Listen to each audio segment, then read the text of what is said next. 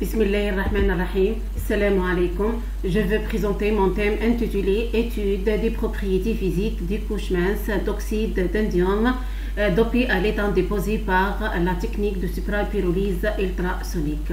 Présenté par Hamani Najed à l'Université de Mohamed Khaybar Biskra. Plan de la présentation. Je commence tout d'abord par une introduction sur l'avantage du choix d'oxyde d'indium et l'objectif de notre travail. Ensuite, partie théorique sur les propriétés générales d'oxyde d'indium et quelques applications. Passe ensuite partie expérimentale et enfin conclusion générale. Qu'introduction générale. L'oxyde d'indium fait l'objet d'intenses recherches en raison de leurs propriétés remarquables. Cet oxyde est un semi-conducteur de type N, caractérisé par une large bande gap interdite, transparente dans le domaine du visible, et une résistivité très faible. Pour cela, l'oxyde d'indium est un bon candidat pour plusieurs applications technologiques. Aussi, les propriétés physiques des OTC sont fortement liées aux méthodes de préparation. On peut citer l'ablation laser, pulvérisation cathodique, suprapyrolyse, sol-gel, etc.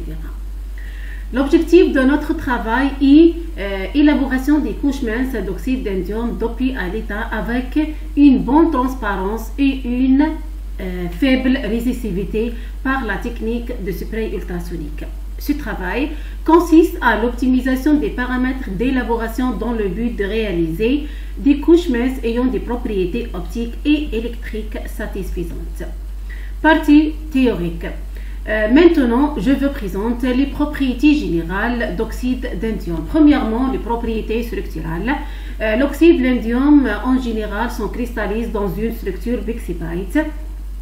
Propriétés optiques.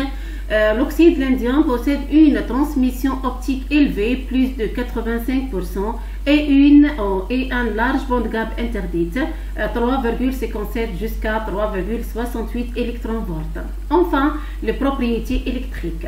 L'oxyde d'indium est un semi-conducteur de type N, bonne conductivité électrique de l'ordre 10 la puissance 3 jusqu'à 10 la puissance 4 ohms par centimètre moins 1. C'est quoi une structure bixbyte? La maille élémentaire de bixbyte d'oxyde d'indium contient 16 mailles En2O3. Donc la formule chimique générale c'est En232O48 avec deux types d'ions d'indium situés au centre de l'octaèdre. Le type 1, l'atome d'indium situé au centre de l'octaèdre avec deux sites vacants diagonalement opposés. Par contre, la deuxième type, c'est l'indium situé au centre de l'octaèdre avec deux sites vacants de la même face. Donc, le type 2 moins symétrique que le type 1. Maintenant, les applications d'oxyde d'indium. L'oxyde d'indium est un bon candidat pour plusieurs applications technologiques. On peut citer cellules photovoltaïques, transistors, diodes électroluminescence, etc. Partie expérimentale. La description des dispositifs de dépôt USB, c'est suprapyrolyse ultrasonique, schématisée dans la figure suivante. Les procédures d'élaboration, il y a trois étapes essentielles. La première étape, c'est nettoyage de substrat. La deuxième, c'est préparation chimique de la solution de la précurseur. Et enfin, tirage sur le substrat.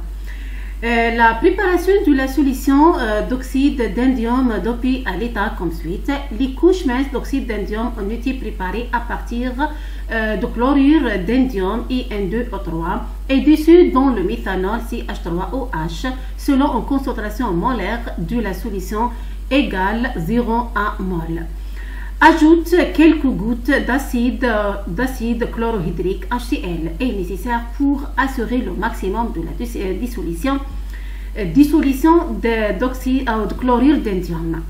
Nous avons utilisé le chlorure d'étain SnCl2 hydraté comme source de dopant avec le taux de dopage égal à 2, 4, 6 et enfin 8% SN. L'ensemble est agité pendant 1 heure. Les conditions expérimentales utilisées sont schématisées, sont reportées dans le tableau suivant. Une technique de caractérisation. Il y a trois techniques utilisées dans notre travail. La première technique, c'est les caractérisations structurales DRX pour déterminer la taille de grain, les paramètres des mailles, les contraintes, les déformations. Et la deuxième technique, c'est les caractérisations optiques pour définir la transmittance, le gap optique et l'énergie d'Urbach. La troisième technique, c'est la caractérisation électrique pour déterminer la résistivité et bien sûr la conductivité. Maintenant, les résultats et discussions. Premièrement, le taux de croissance. Le taux de croissance est ici en fonction de deux pages SN schématisées dans la figure suivante. Il y a une augmentation des TC jusqu'à 1%, 8%. Cette augmentation, on peut interpréter par apparence des nouvelles orientations cristallites DRX. Après cette valeur, il y a une diminution jusqu'à 8%.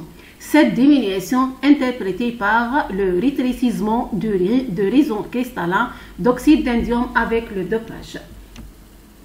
Les propriétés structurales DRX. Les spectres de DRX en fonction de dopage schématisés dans la figure suivante. Tous les films sont polycristallines avec deux pics 222 et 400. On peut remarquer aussi aucun pic de diffraction de SN ou autre phase d'impurité n'est détecté que ce qui assure l'incorporation SN dans le réseau d'oxyde d'indium. La taille du grain. La taille du grain et déformation dislocation en fonction de dopage présentée dans la figure suivante.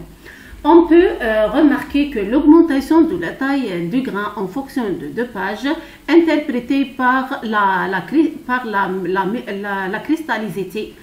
cristallicité des réseaux d'oxyde d'indium. Par contre, la diminution de la dislocation et déformation à cause de l'augmentation de la taille des grains. Les propriétés optiques. Tous les spectres de transmittance en fonction de dopage sont totalement transparents dans le domaine du visible. Et remarquez la diminution de la transmittance après le dopage parce que la rugosité de la surface et les défauts produits par le dopage qui provoquent la division des photons. Le gap optique. Le gap optique est l'énergie d'Urbach en fonction de dopage, comme présenté dans la figure suivante. Il y a une augmentation de EG en fonction de dopage jusqu'à 4-8%.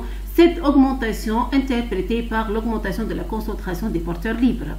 Et par contre, la diminution de EG jusqu'à dopage élevé, cette diminution interprétée par l'interaction entre plusieurs corps, exemple porteurs libres et les impuretés déionisées qui produisent des défauts cristallins. Finalement, les propriétés électriques. Les propriétés électriques et le facteur du mérite présentes dans la figure suivante en fonction toujours de dopage SN. La diminution de la résistivité jusqu'à 4-8%. Cette diminution interprétée par la différence de la valence entre les ions SN plus 4 et EN plus 3 qui génère un porteur libre. Cette génération à cause de la substitution de SN. L'augmentation de la résistivité qui agissent comme des centres, le SN qui agissent comme un centre de piégeage chargé pour les électrons. À cause de SN interstitiel dans le réseau d'oxyde d'indium.